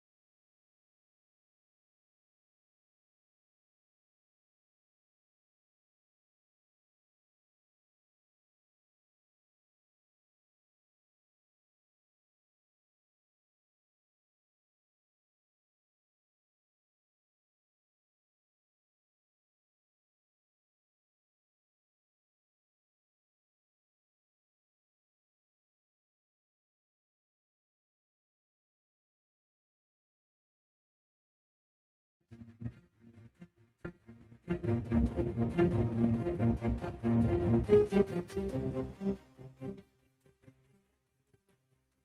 ਤੋਂ ਬਾਅਦ ਇੱਕ ਵਾਰੀ ਫਿਰ ਆਪ ਸਭ ਦਾ ਸਵਾਗਤ ਕਰਦੇ ਹਾਂ ਸੋਤੇ program update America. Harjot Singh ji, ਜੀ ਆਇਆਂ ਨੂੰ, ਸਤਿ ਸ੍ਰੀ ਅਕਾਲ। ਸਤਿ ਸ਼੍ਰੀ ਅਕਾਲ, ਧੰਨਵਾਦ, ਜੀ ਆਇਆਂ ਨੂੰ। ਅਗਲੀ ਜਿਹੜੀ ਹਰਜੋਤ ਸਿੰਘ ਜੀ ਖਬਰ ਕਰਦੇ ਜਾਈਏ, ਟੈਕਸਸ ਨੇ ਕਹਿੰਦੇ ਵੀ ਜਿਹੜੇ ਸਕਿਲਡ ਫੋਰਨ ਵਰਕਰਸ ਆ ਉਹਨਾਂ ਦੇ ਵੀਜ਼ੇਸ ਦੇ ਉੱਤੇ ਇੱਕ ਹਿਸਾਬ ਦੇ ਨਾਲ ਰੋਕ ਲਾਉਣ ਨੂੰ ਲੈ ਕੇ ਕਦਮ ਜਿਹੜੇ ਉਹ ਅੱਗੇ ਚੱਕ ਲਏ ਆ। ਗਵਰਨਰ ਗ੍ਰੈਗ ਐਬਟ ਟੈਕਸਸ ਦੇ ਉਹਨਾਂ ਨੇ ਕੱਲ ਕਹਿੰਦੇ ਵੀ ਸਾਰੀਆਂ ਸਟੇਟ ਏਜੰਸੀਜ਼, ਪਬਲਿਕ ਯੂਨੀਵਰਸਿਟੀਜ਼ ਉਹਨਾਂ ਦੇ ਉੱਤੇ ਰੋਕ ਲਗਾ ਦਿੱਤੀ ਵੀ ਕੋਈ ਵੀ ਸਕਿਲਡ ਫੋਰਨ ਵਰਕਰ ਜਿਹੜੇ ਵੀਜ਼ੇ ਦੇ ਉੱਤੇ ਹੁੰਦੇ ਆ ਉਹਨਾਂ ਨੂੰ ਹਾਇਰਿੰਗ ਦੇ ਵਿੱਚ ਨਹੀਂ ਲਵੇਗਾ।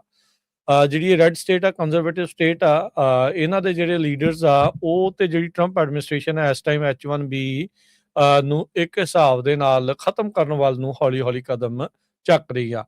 ਕੱਲ ਵੀ ਆਪਾਂ ਤੁਹਾਡੇ ਨਾਲ ਖਬਰ ਹਰਜੋਤ ਜੀ ਨੇ ਸਾਂਝੀ ਕੀਤੀ ਸੀ ਵੀ ਕਿਸ ਤਰੀਕੇ ਦੇ ਨਾਲ ਕਿਤੇ ਚੁੱਪ-ਚਪੀਤੇ H1 ਨੂੰ ਖਤਮ ਤਾਂ ਨਹੀਂ ਕਰਤਾ, ਕਿਉਂਕਿ ਸਾਲ-ਸਾਲ, ਡੇਢ-ਡੇਢ ਸਾਲ ਦੀਆਂ ਜਿਹੜੀਆਂ ਅਪਾਇੰਟਮੈਂਟ ਦੀਆਂ ਡੇਟਸ ਆ ਉਹ ਲੋਕਾਂ ਦੀਆਂ ਹੁਣ ਬਣ ਰਹੀਆਂ ਆ।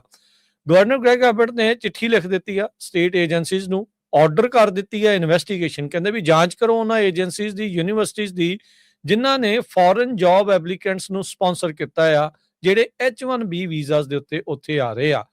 ਟੈਕਸਸ ਦੇ ਵਿੱਚ ਬੀਤੇ ਕੁਝ ਹਫ਼ਤਿਆਂ ਤੋਂ H1B ਦਾ ਰੌਲਾ ਬਹੁਤ ਜ਼ਿਆਦਾ ਚੱਲ ਰਿਹਾ ਹੈਗਾ ਆ।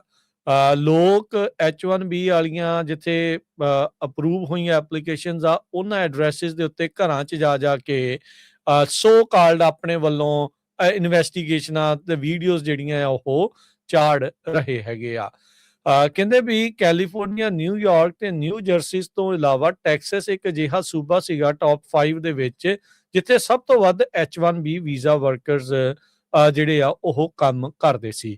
ਪਿਛਲੇ ਸਾਲ ਇਸੇ ਤਰੀਕੇ ਦੇ ਨਾਲ ਗਵਰਨਰ ਰੌਨ ਡਿਸੈਂਟਿਸ ਜਿਹੜੇ ਫਲੋਰੀਡਾ ਦੇ ਆ ਉਹਨਾਂ ਨੇ ਵੀ ਇਹੀ ਆਰਗੂਮੈਂਟ ਦਿੱਤਾ ਸੀਗਾ ਵੀ H1B ਵੀਜ਼ਾਸ ਆ ਉਹਨਾਂ ਨੂੰ ਲਿਮਿਟ ਕਰ ਦੇਣਾ ਚਾਹੀਦਾ ਆ। ਉਹਨਾਂ ਨੇ ਸੂਬੇ ਦੀਆਂ ਜਿਹੜੀਆਂ ਯੂਨੀਵਰਸਿਟੀਜ਼ ਦੇ ਉੱਤੇ ਉਹ ਰੋਕ ਲਾਈ ਸੀਗੀ। ਜਿਹੜੀ Florida board of governors the committee ਆ ਉਹ ਕਹਿੰਦੇ ਵੀ ਆਲਰੇਡੀ ਸੋਚ ਰਹੀ ਆ ਵੀ 2027 ਤੋਂ ਇਹਨਾਂ ਨੇ ਇਹ ਜਿਹੜੇ H1B ਵਾਲੀ ਹਾਇਰਿੰਗ ਆ ਉਸ ਨੂੰ ਰੋਕ ਦੇਣਾ ਆ। ਤੇ ਹੁਣ ਟੈਕਸਸ ਦੇ ਗਵਰਨਰ ਗ੍ਰੈਗ ਐਬਟ ਨੇ ਵੀ ਇਸੇ ਤਰੀਕੇ ਦਾ ਹੀ ਟਾਈਮ ਫਰੇਮ ਤੇ ਇਸੇ ਤਰੀਕੇ ਦੀ ਹੀ ਜਿਹੜੀ ਰੋਕ ਆ ਉਹ ਲਾਈ ਆ। ਟਰੰਪ ਐਡਮਿਨਿਸਟ੍ਰੇਸ਼ਨ ਨੇ ਪਿਛਲੇ ਸਾਲ ਸਤੰਬਰ ਮਹੀਨੇ 'ਚ $1 lakh one time fee H1B petitions ਕਰਤਾ ਦੇ ਉੱਤੇ ਜਿਹੜੀ ਉਹ ਲਾਈ ਸੀ। ਕਹਿੰਦੇ ਵੀ ਉਹਨਾਂ ਨੇ ਇਹ ਆਰਗੂਮੈਂਟ ਦਿੱਤਾ ਸੀਗਾ ਵੀ ਜਿਹੜੇ ਇੰਪਲੋਇਰਸ ਆ ਉਹਨਾਂ ਦੇ ਦੁਆਰਾ ਇਸ ਦੀ ਜਿਹੜੀ ਆ ਨਜਾਇਜ਼ ਵਰਤੋਂ ਇੱਕ ਹਿਸਾਬ ਦੇ ਨਾਲ ਕੀਤੀ ਜਾ ਰਹੀ ਆ ਤੇ ਅਮਰੀਕਨ ਵਰਕਰਸ ਆ ਉਹਨਾਂ ਨੂੰ ਲਾਂਭੇ ਜਿਹੜਾ ਉਹ ਰੱਖਿਆ ਜਾ ਰਿਹਾ ਆ। ਗ੍ਰੈਗ ਐਬਟ ਨਵੰਬਰ ਦੇ ਵਿੱਚ ਰੀ-ਇਲੈਕਸ਼ਨ ਲਈ ਰਨ ਕਰਨਗੇ ਆਪਣੀ ਚੌਥੀ ਟਰਮ ਦੇ ਲਈ ਤੇ ਟਰੰਪ ਹੁਣਾਂ ਦੇ ਨਾਲ ਉਹ ਕਦਮ ਨਾ ਕਦਮ ਮਿਲਾ ਕੇ ਹੀ ਇੱਕ ਹਿਸਾਬ ਦੇ ਨਾਲ ਚੱਲ ਰਹੇ ਹੈਗੇ ਆ। ਸੋ ਕਹਿੰਦੇ ਵੀ ਐਬਟ ਹੁਣਾਂ ਦਾ ਇਹ ਮੂਵ H1B ਵੀਜ਼ਾਸ ਦੇ ਉਲਟ ਉਹ ਇੱਕ ਹੁਣ ਵੱਡੀ ਜਿਹੜੀ ਇੱਕ ਕਾਰਵਾਈ ਦੇ ਤੌਰ ਦੇ ਉੱਤੇ ਦੇਖਿਆ ਜਾ ਰਿਹਾ ਆ।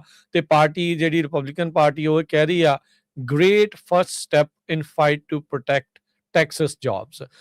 ਸੋ ਆਮ ਲੋਕਾਂ ਦਾ ਜਿਹੜਾ ਨਜ਼ਰੀਆ ਆ ਜਿਹੜਾ ਹਰਜੋਤ ਸਿੰਘ ਜੀ ਉਹ ਇਸੇ ਤਰੀਕੇ ਦਾ ਉੱਥੇ ਬਣਾ ਦਿੱਤਾ ਗਿਆ ਆ।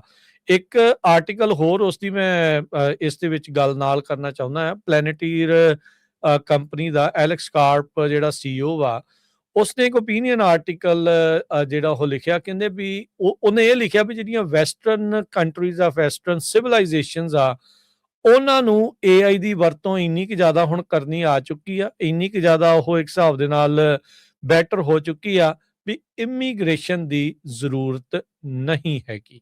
ਸੋ ਇਹ ਬਹੁਤ ਅਹਿਮ ਗੱਲ ਆ ਜਿਹੜੀ ਉਸਨੇ ਕੀਤੀ ਆ। ਪਲੈਨੇਟੀਰ ਇੱਕ ਉਹ CEO ਵਾ, ਉਹ ਕੰਪਨੀ ਆ ਦਾ ਮਾਲਕ ਆ ਜਿਹੜਾ ਇਸ ਟਾਈਮ ਸਰਕਾਰ ਦੇ ਨਾਲ ਇੱਕਮਿਕ ਹੋ ਕੇ ਜਿਹੜਾ ਉਹ ਚੱਲ ਰਿਹਾ, ਜਿਹੜਾ ਪੈਲਸਤੀਨੀਆਂ ਨੂੰ ਮਾਰਨ ਦੀ ਗੱਲ ਨੂੰ ਬੜੀ ਬਹਾਦਰੀ ਦੇ ਨਾਲ ਕਹਿ ਲਓ ਜਾਂ ਬੜੀ ਬਗੈਰ ਕਿਸੇ ਡਰ ਤੋਂ, ਬਗੈਰ ਕਿਸੇ ਰੀਪਰਕਸ਼ਨਸ ਤੋਂ ਉਹ ਬਾਰ-ਬਾਰ ਉਦਾਂ ਦੀ ਉੱਥੇ ਉਹ ਗੱਲ ਸਟੇਜਾਂ ਤੋਂ ਖੜ ਕੇ ਕਰਦਾ ਆ।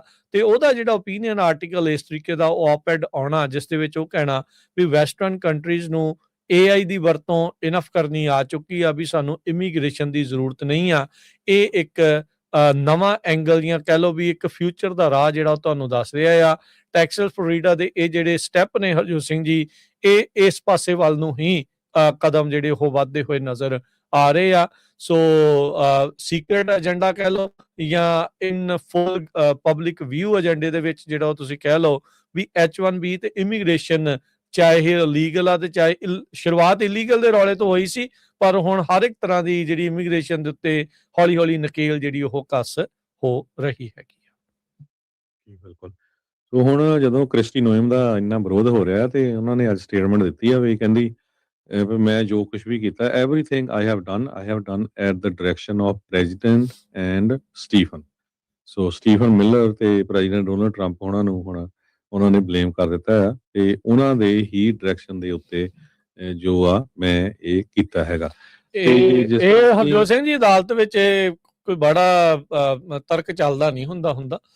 ਪਰ ਇਹ ਆ ਵੀ ਕਿਤੇ ਨਾ ਕਿਤੇ ਫੁੱਟ ਜਿਹੜੀ ਉਹ ਸਾਹਮਣੇ ਨਜ਼ਰ ਆਊਗੀ ਵੀ ਕਿਸ ਤਰੀਕੇ ਦੇ ਨਾਲ ਇਹ ਚੀਜ਼ ਜਿਹੜੀ ਉਹ ਸਾਹਮਣੇ ਆ ਰਹੀ ਆ। ਸੋ ਲੈਟਸ ਸੀ ਕੀ ਜਿਹੜਾ ਉਹ ਬਣਦਾ ਆ। ਉਹਨੂੰ ਵੀ ਹੁਣ ਲੱਗਦਾ ਕਾਫੀ ਪ੍ਰੈਸ਼ਰ ਤੇ ਹੀਟ ਦਾ ਸਾਹਮਣਾ ਕਰਨਾ ਪੈ ਰਿਹਾ ਹੈ ਜੀ।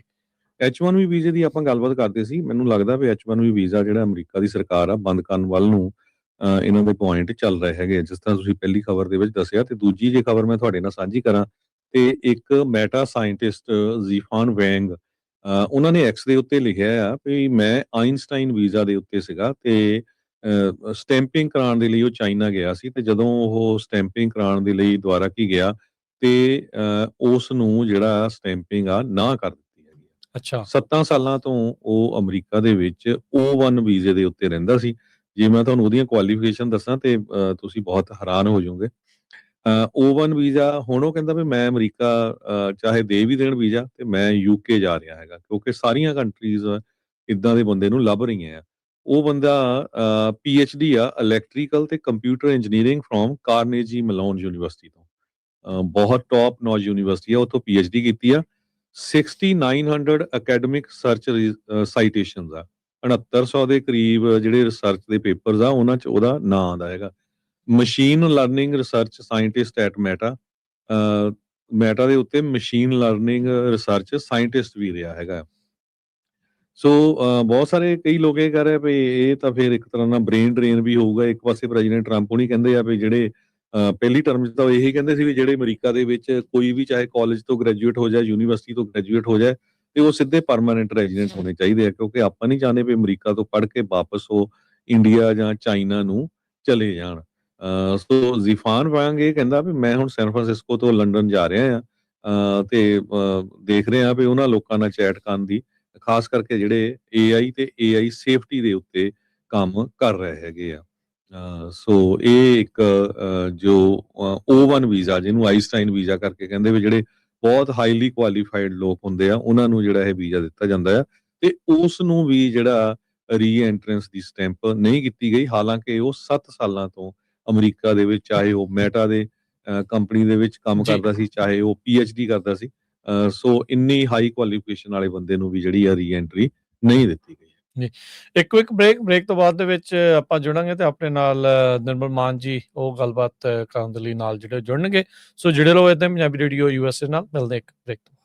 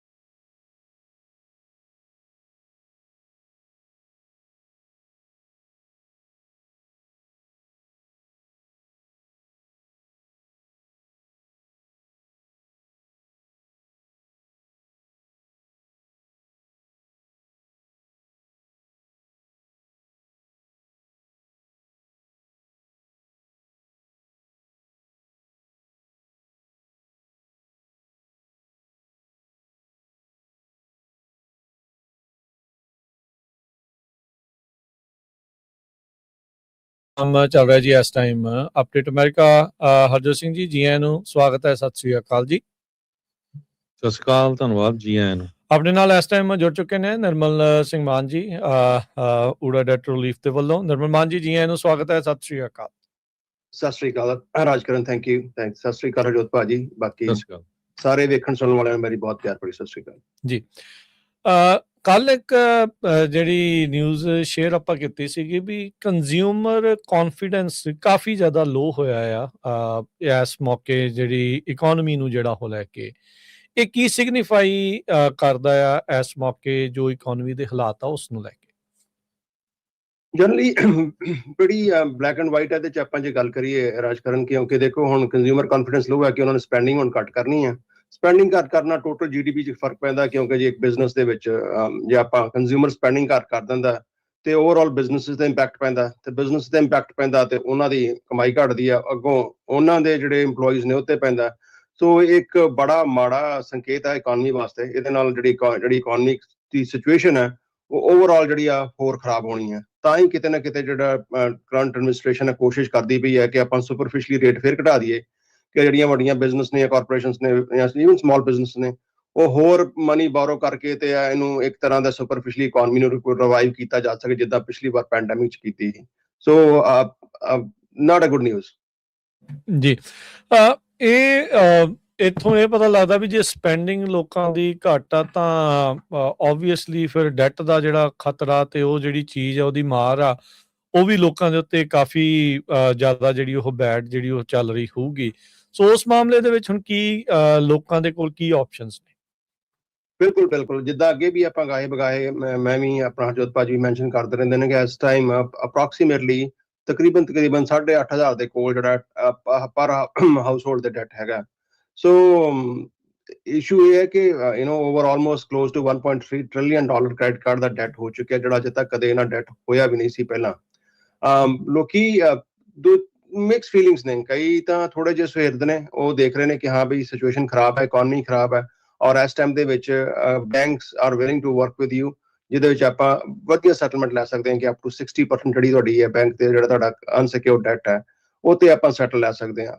ਔਰ ਹੁੰਦਾ ਕੀ ਹੈ ਕਿ ਆਪਾਂ ਕਹਿੰਦੇ ਹਾਂ ਕਿ 2-3 ਮਹੀਨੇ ਆਪਾਂ ਹੋਰ ਵੇਖ ਲਾਂਗੇ, ਪਰ ਜਨਰਲੀ ਮੇਰਾ ਇਹ ਕਿ ਇੱਕ ਥੰਬ ਰੂਲ ਹੈ ਕਿ ਜੇ ਤੁਸੀਂ 3 ਮਹੀਨੇ ਤੱਕ ਤੁਸੀਂ ਮਿਨੀਮਮ ਪੇਮੈਂਟ ਕਰਦੇ ਪਏ ਹੋ ਤੇ ਦੈਟਸ ਟੂ ਮਚ, ਬਿਕਾਜ਼ ਤੁਸੀਂ ਲਿਟਰਲੀ ਆਪਣੀ ਮਿਨੀਮਮ ਪੇਮੈਂਟਾਂ ਹੀ ਉਹਦੇ ਮਿਨੀਮਮ ਪੇਮੈਂਟਾਂ ਦੇ ਵਿੱਚ ਤੁਸੀਂ ਸਿਰਫ ਵਿਆਜ ਹੀ ਪੇ ਕਰਦੇ ਹੋ।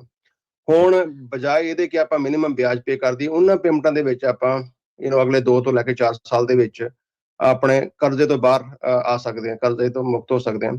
ਔਰ ਇੰਪੋਰਟੈਂਟ ਗੱਲ ਇਹ ਹੈ ਕਿ ਹੋ ਸਕਦਾ ਕਿ 2 ਜਾਂ 3 ਸਾਲ ਲੱਗ ਜਾਣ ਇਕੋਨਮੀ ਨੂੰ ਰਿਕਵਰ ਕਰਦੇ, 2 ਤੋਂ 4 ਸਾਲ ਲੱਗ ਜਾਣ। ਉਹਨੇ ਚਿਰ ਚ ਅਸੀਂ ਵੀ ਡੈਟ ਫ੍ਰੀ ਹੋ ਜਾਾਂਗੇ। ਜੇ ਨਹੀਂ ਵੀ ਹੁੰਦੀ ਇਕੋਨਮੀ, ਨਹੀਂ ਵੀ ਰਿਕਵਰ ਹੁੰਦੀ, ਅੱਜ ਤੋਂ ਪਹਿਲਾਂ ਵੀ ਹੋ ਜਾਂਦੀ ਹੈ, ਐਟਲੀਸਟ ਸਾਡੀ ਪਰਸਨਲ ਸਿਚੁਏਸ਼ਨ, ਜਿਹੜੀ ਪਰਸਨਲ ਇਕੋਨਮੀ ਹੈ ਉਹ ਤਾਂ ਬੈਟਰ ਹੋ ਜਾਏਗੀ। ਕਿਉਂਕਿ ਮਿਨੀਮਮ ਪੇਮੈਂਟ ਜਿਹੜੀਆਂ ਨੇ ਉਹ ਇੱਕ ਤਰ੍ਹਾਂ ਦਾ ਬੰਦੇ ਦਾ ਲੱਕ ਤੋੜ ਦਿੰਦੀਆਂ ਨੇ, ਕਿਉਂਕਿ ਇੰਟਰਸਟ ਰੇਟ ਜਿਹੜਾ ਹੈ ਉਹ ਇਸ ਟਾਈਮ 21%, ਜੇ ਤੁਹਾਡਾ ਕ੍ਰੈਡਿਟ ਸਕੋਰ ਥੋੜਾ ਵੀ ਥੱਲੇ ਚੱਲ ਜਾਂਦਾ ਅਪ ਟੂ 34-35% ਵੀ ਆਪਾਂ ਦੇਖਣ ਨੂੰ ਮਿਲਦਾ ਪਿਆ। ਸੋ ਇਸ ਚੀਜ਼ ਨੂੰ ਬਾਕੀ ਜੇ ਓਵਰਆਲ ਗੱਲ ਕਰੀਏ ਥਰੂ ਆਊਟ ਮੇਨ ਸਟ੍ਰੀਮ ਜਿੰਨੇ ਵੀ ਕੰਜ਼ਿਊਮਰ ਹੈਗੇ ਨੇ ਉਹ ਜ਼ਿਆਦਾ ਸਵੇਰਤ ਨੇ। ਆਪਣੀ ਕਮਿਊਨਿਟੀ 'ਚ ਵੀ ਕਾਫੀ ਜਿਹੜੇ ਨੇ ਭਾਈਚਾਰੇ 'ਚ ਵੀ ਸਾਈਨ ਅਪ ਕਰਦੇ ਪਏ ਨੇ। ਮੈਂ ਤਾਂ ਇਹੀ ਕਹਾਂਗਾ ਕਿ ਤੁਸੀਂ ਕਾਲ ਕਰ ਲਓ ਐਂਡ ਯੂ ਕੈਨ ਸੀ ਕਿ ਤੁਹਾਡੀ ਟੋਟਲ ਪੇਮੈਂਟ ਕਿੰਨੀ ਬਣਨੀ ਹੈ, ਕਿੰਨੇ 'ਚ ਤੁਸੀਂ ਕਰਜ਼ਾ ਮਾਫ ਹੋ ਸਕਣਾ। ਔਰ ਵਿਦ ਊੜਾ ਡੈਟ ਰਿਲੀਫ ਤੁਸੀਂ ਇੱਕ ਨਿੱਕਾ ਪੈਸਾ ਵੀ ਨਹੀਂ ਪੇ ਕਰਦੇ ਜਿੰਨਾ 'ਚ ਤੁਹਾਡਾ ਕਰਜ਼ਾ ਮਾਫ ਨਹੀਂ ਹੋ ਜਾਂਦਾ।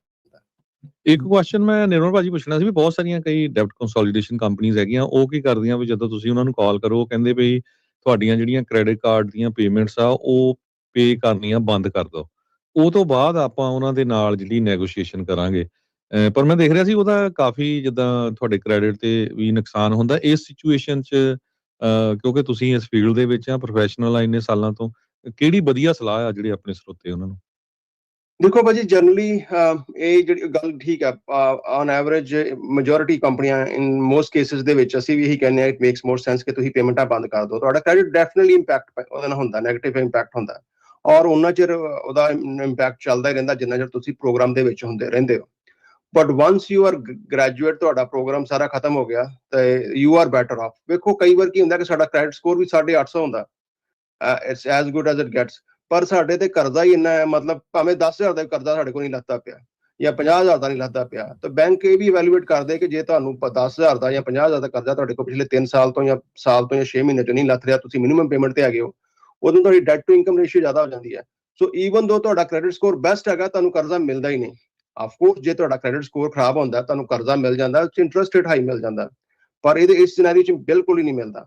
ਸੋ ਆਈ ਥਿੰਕ ਕਿ ਬਜਾਏ ਇਹਦੇ ਤੇ ਆਪਾਂ ਕਈ ਬਹੁਤ ਇਹ ਕੰਸਰਨ ਕਰਕੇ ਆਪਾਂ ਕਈ ਸਾਲ ਐਸੇ ਸਾਡੇ ਕਸਟਮਰ ਨੇ ਜਿਹਨਾਂ 15 ਸਾਲ ਤੱਕ ਆਪਣਾ ਕ੍ਰੈਡਿਟ ਇੰਨਾ ਖਰਾਬ ਹੋ ਜਾਏ, ਉਹਨਾਂ ਨੂੰ 15 ਸਾਲ ਲੋਨ ਵੀ ਨਹੀਂ ਮਿਲਿਆ, ਔਰ 15 ਸਾਲ ਮਿਨੀਮਮ ਪੇਮੈਂਟਾਂ ਕਰਦੇ ਜਿੱਥੇ ਉਹ 10,000 ਦੇਣਾ ਸੀ ਉਹਨਾਂ ਨੇ ਕਈ ਵਾਰ 90,000 ਡਾਲਰ ਦਿੱਤਾ।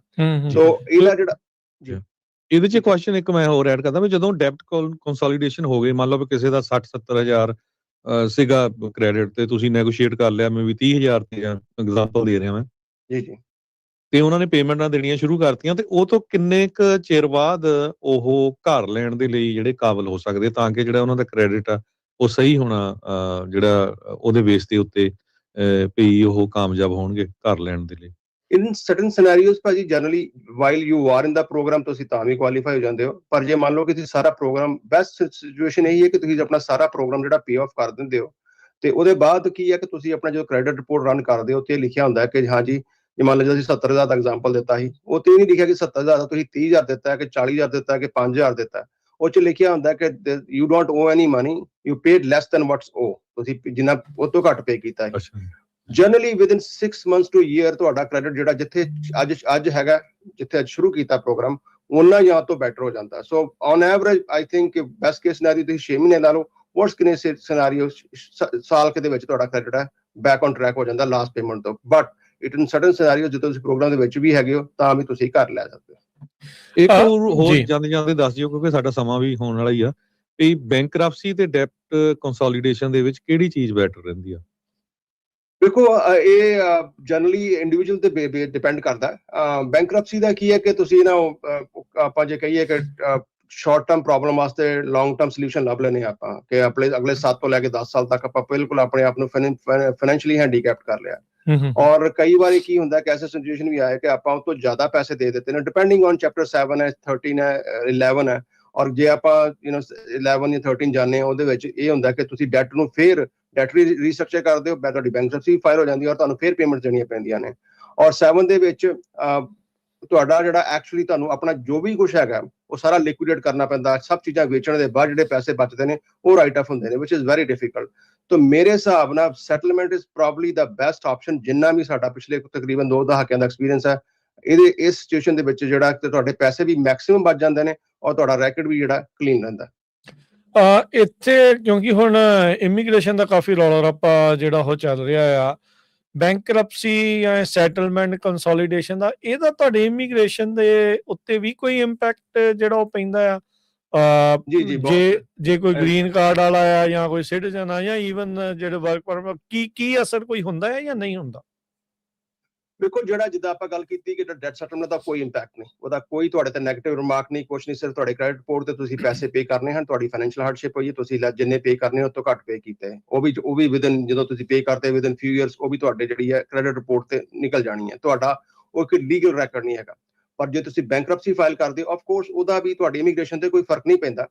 ਪਰ ਪ੍ਰੋਬਲਮ ਕੀ ਹੁੰਦੀ ਕਿ ਜਦੋਂ ਤੁਸੀਂ ਬੈਂਕਰਪਸੀ ਫਾਈਲ ਕਰਦੇ ਹੋ, ਜਦ ਉਹਦੇ ਚ ਜਿਹੜੇ ਅਟਰਨੀ ਹੁੰਦੇ ਨੇ ਉਹ ਬੈਂਕਰਪਸੀ ਨੂੰ ਪ੍ਰੂਵ ਕਰਾਉਣ ਵਾਸਤੇ ਜੋ ਝੂਠ ਸੱਚ ਬੋਲਦੇ ਨੇ, ਜਿਹੜਾ ਓਵਰ 90% ਕੇਸਿਸ ਦੇ ਵਿੱਚ ਬੈਂਕਰਪਸੀ ਦੇ ਵਿੱਚ ਉਹਨੂੰ ਪ੍ਰੂਵ ਕਰਾਉਣ ਵਾਸਤੇ ਉਹ ਜਿਹੜਾ ਝੂਠ ਸੱਚ ਬੈਂਕਰਪਸੀ ਚ ਬੋਲਿਆ ਜਾਂਦਾ, ਉਹ ਜਿਹੜੀਆਂ ਨੇ ਬਾਅਦ ਜਾ ਕੇ ਇੰਪੈਕਟ ਪੈਂਦੀਆਂ ਨੇ। ਸੋ ਜਿੰਨੇ ਵੀ ਅੱਜ ਤੱਕ ਅਸੀਂ ਕਰ ਰਹੇ ਹਾਂ ਪਿਛਲੇ 20 ਸਾਲ ਤੋਂ ਤਕਰੀਬਨ, ਕੋਈ ਵੀ ਐਸਾ ਕੇਸ ਨਹੀਂ ਆਇਆ ਜਿਹਦੇ ਚ ਕਿਸੇ ਨੇ ਸੈਟਲਮੈਂਟ ਕਰਾਇਆ ਤਾਂ ਉਹਨੂੰ ਇਮੀਗ੍ਰੇਸ਼ਨ ਦਾ ਮਸਲਾ ਆਇਆ। ਔਰ ਸਾਡੇ ਕੋਲ ਐਸੇ ਕਈ ਕੇਸ ਆਏ ਨੇ ਜਿਹਦੇ ਚ ਉਹਨਾਂ ਨੇ ਬੈਂਕਰਪਸੀ ਕਰਾਈ ਔਰ ਉਹਨਾਂ ਨੇ ਲਾਇਰ ਨੇ ਵੀ ਕਿਹਾ ਕਿ, ਔਰ ਗੱਲ ਵੀ ਠੀਕ ਹੈ ਕਿ ਬੈਂਕਰਪਸੀ ਦਾ ਕੋਈ ਇੰਪੈਕਟ ਇਮੀਗ੍ਰੇਸ਼ਨ ਤੇ ਸਿੱਧਾ ਨਹੀਂ ਪੈਂਦਾ, ਪਰ ਜਿਸ ਤਰੀਕੇ ਨਾਲ ਬੈਂਕਰਪਸੀ ਫਾਈਲ ਕੀਤੀ ਜਾਂਦੀ ਹੈ, ਜੋ ਉਹਦੇ ਚ ਡਾਕੂਮੈਂਟ ਲਾਏ ਜਾਂਦੇ ਨੇ, ਜੋ ਝੂਠ ਸੱਚ ਬੋਲਿਆ ਜਾਂਦਾ, ਉਹਦਾ ਇੰਪੈਕਟ ਜਿਹੜਾ ਉਹ ਕਈ ਵਾਰੀ ਇਮੀਗ੍ਰੇਸ਼ਨ ਦੇ ਉੱਤੇ ਪੈ ਜਾਂਦਾ। ਜੀ, ਤੇ ਜਾਂਦੇ ਇੱਕ ਵਾਰੀ ਫੇਰ ਦੱਸ ਦਿਓ ਕਿਹੜੇ ਏਰੀਆ ਦੇ ਵਿੱਚ ਤੁਸੀਂ ਕਵਰ ਕਰਦੇ ਆ ਤੇ ਨਾਲ ਆਪਣਾ ਫੋਨ ਨੰਬਰ। ਜੀ through out US and Canada, ਤੇ ਨੰਬਰ ਸਾਡਾ ਜੀ 888 888 9914 888 ਔਰ ਵੈਬਸਾਈਟ ਸਾਡੀ ਹੈ ura.org OORAA.org। ਔਰ ਮੈਂ ਕਹਿੰਦਾ ਕਿ ਕਾਲ ਕਰ ਲਓ, 5 ਮਿੰਟਾਂ 'ਚ ਤੁਹਾਨੂੰ ਵੈਲਿਡੇਟ ਕਰ ਦਿੰਦੇ ਆ ਔਰ ਇੱਕ ਵੀ ਪੈਸਾ ਤੁਸੀਂ ਅਪਫਰੰਟ ਨਹੀਂ ਅਸੀਂ ਚਾਰਜ ਕਰਦੇ। ਜਿਹੜਾ ਵੀ ਜੇ ਤੁਸੀਂ 10 ਕਾਰਡ ਸੈਟਲ ਕਰਨੇ ਨੇ, ਜਿਹੜਾ ਕਾਰਡ ਸੈਟਲ ਹੋਏਗਾ ਉਹਦੇ ਬਾਅਦ ਤੁਸੀਂ ਫੀਸ ਪੇ ਕਰੋਗੇ, ਐਂਡ ਆਫਟਰ ਪੇਇੰਗ ਸਾਰੀਆਂ fees, settlement fees, attorney fees, ਤੁਹਾਡੀ ਸਾਰਾ late charges financial charge you can still save up to 60% ਸਾਰਾ ਕੁਝ ਪੇ ਕਰਨ ਤੋਂ ਬਾਅਦ। ਜੀ ਬਿਲਕੁਲ, ਬਹੁਤ ਬਹੁਤ ਵਧੀਆ, ਬਹੁਤ ਧੰਨਵਾਦ, ਬੜੀ ਮਿਹਰਬਾਨੀ। ਸੋ ਮੌਕੇ ਨੂੰ, ਸਮੇਂ ਨੂੰ ਜਿਹੜਾ ਉਹ ਵਿਚਾਰਨਾ ਚਾਹੀਦਾ, ਜਦੋਂ ਜਿਹੜੀ ਚੀਜ਼ ਦੀ ਸਹੂਲਤ ਉਪਲਬਧ ਆ ਉਹਦੀ ਜਿਹੜਾ ਉਹ ਫਾਇਦਾ ਲੈ ਲੈਣਾ ਚਾਹੀਦਾ, ਤਾਂ ਜੋ ਤੁਹਾਨੂੰ ਫਾਈਨੈਂਸ਼ੀਅਲ ਤੇ ਮੈਂਟਲ ਪੀਸ ਜਿਹੜੀ ਉਹ ਤੁਹਾਡੀ ਬਰਕਰਾਰ ਜਿਹੜੀ ਉਹ ਰਵੇ। ਉਹ ਬਹੁਤ ਜ਼ਿਆਦਾ ਜਿਹੜੀ ਉਹ ਜ਼ਰੂਰੀ ਆ। ਫਿਕਰਮੰਦੀ, ਸਟ੍ਰੈਸ ਨੇ ਤਾਂ ਕੁਛ ਨਹੀਂ ਜਿਹੜਾ ਉਹ ਦੇਣਾ ਹੁੰਦਾ। ਸੋ ਕੁਛ ਕਦਮ ਜਿਹੜੇ ਚੱਕ ਕੇ ਤੁਸੀਂ ਉਹਨਾਂ ਸਟ੍ਰੈਸਿਸ ਨੂੰ ਜਿਹੜਾ ਉਹ ਘਟਾ ਜ਼ਰੂਰ ਸਕਦੇ ਹੁੰਦੇ ਆ। ਇੱਕ ਸਾਡੇ ਜਿਹੜੇ ਆਪਾਂ AI ਦੀ ਪਹਿਲੋਂ ਖਬਰ H1 ਵਾਲੀ ਕੀਤੀ ਸੀ, ਉਹਦੇ ਬਾਬਤ ਇੱਕ ਕਮੈਂਟ ਆਇਆ ਸੀ, ਮੈਂ ਉਹ ਦੱਸਦਾ ਜਾਵਾਂ। ਉਹ ਪੁੱਛਦੇ ਆ AI ਬਾਰੇ ਪ੍ਰੋਗਰਾਮ ਕਰਿਆ ਕਰੋ। ਸੋ ਹਰ ਸੋਮਵਾਰ ਨੂੰ ਪੰਜਾਬੀ ਟੈਕ ਟਾਕ ਅਸੀਂ ਕਰੀਦਾ ਹੈ 3 ਤੋਂ 4 ਵਜੇ ਤੱਕ। ਮੇਰੇ ਨਾਲ ਹਰਵਿੰਦਰ ਸਿੰਘ ਕੰਗ ਜਿਹੜੇ ਹੁੰਦੇ ਉਹ ਫੋਰਚੂਨ 500 ਕੰਪਨੀ ਦੇ ਵਿੱਚ ਬੜੇ ਸੀਨੀਅਰ ਲੈਵਲ ਦੇ ਉੱਤੇ ਉਹ ਕੰਮ ਕਰ ਰਹੇ ਆ। ਦੋਨੋਂ ਹੀ ਅਸੀਂ ਸੈਨ ਹੋਜ਼ੇ ਸਟੇਟ ਯੂਨੀਵਰਸਿਟੀ ਦੇ ਗ੍ਰੈਜੂਏਟ ਆ, ਤੇ ਅਸੀਂ ਇਹ ਪ੍ਰੋਗਰਾਮ ਤੁਹਾਡੇ ਲਈ ਸਪੈਸ਼ਲ ਜਿਹੜਾ AI ਦੇ ਨਾਲ ਸੰਬੰਧਿਤ ਕੀ ਟੈਕਨੋਲੋਜੀ ਦੇ ਵਿੱਚ ਚੇਂਜਿਸ ਜਿਹੜੇ ਉਹ ਆ ਰਹੇ ਆ, ਉਹਦੇ ਬਾਰੇ ਜਿਹੜੀ ਉਹ ਗੱਲਬਾਤ ਆਪਾਂ ਕਰਦੇ ਰਹਿੰਦੇ ਆ। ਸੋ ਉਹ ਸੁਣਨਾ ਜਿਹੜਾ ਉਹ ਨਾ ਭੁੱਲਿਆ ਕਰੋ, ਸੋਮਵਾਰ ਨੂੰ ਜਿਹੜਾ ਆ 3 ਤੋਂ 4 ਵਜੇ ਤੱਕ। ਸੋ ਇਹ ਜਿਹੜੀ ਬਨੌਟੀ ਬੁੱਧੀ ਆ ਨਾ, ਆਰਟੀਫਿਸ਼ੀਅਲ ਇੰਟੈਲੀਜੈਂਸ ਕਿੱਧਰਲੇ ਪਾਸੇ ਨੂੰ ਲੈ ਕੇ ਜਾ ਰਹੀ ਆ, ਜਾਂ ਕੀ ਉਹਦੇ ਬਾਬਤ ਚੱਲ ਰਿਹਾ, ਉਹਦੇ ਬਾਰੇ ਜ਼ਰੂਰ ਆਪਾਂ ਗੱਲ ਕਰਦੇ ਰਹੀਦਾ। ਨਿਰਮਲ ਮਾਨ ਜੀ, ਬੜੀ ਮਿਹਰਬਾਨੀ। ਬਹੁਤ ਸਾਰੀਆਂ ਵੀਡੀਓਜ਼ ਉੱਥੇ ਪਈਆਂ ਹੈਗੀਆਂ, ਉਹ ਵੀ ਤੁਸੀਂ ਚੈੱਕ ਕਰ ਸਕਦੇ ਹੋ। ਬਿਲਕੁਲ, YouTube, Facebook ਤੇ ਸਾਰੇ ਜਗ੍ਹਾ ਜਿਹੜੇ ਪਈਆਂ ਨੇ। ਨਿਰਮਲ ਮਾਨ ਜੀ ਧੰਨਵਾਦ, ਹਰਜੋਤ ਸਿੰਘ ਜੀ ਧੰਨਵਾਦ। ਪ੍ਰੋਗਰਾਮ ਦਾ ਸਮਾਂ ਸਮਾਪਤ ਆ। ਮਿਲਦੇ ਹਾਂ ਜੀ ਫਿਰ ਆਪਾਂ ਅਗਲੀ ਵਾਰੀ। ਸਭ ਨੂੰ ਪਿਆਰ ਭਰੀ ਸਤਿ ਸ਼੍ਰੀ ਅਕਾਲ। ਸਤਿ ਸ਼੍ਰੀ ਅਕਾਲ। ਥੈਂਕ ਯੂ, ਸਤਿ ਸ਼੍ਰੀ ਅਕਾਲ।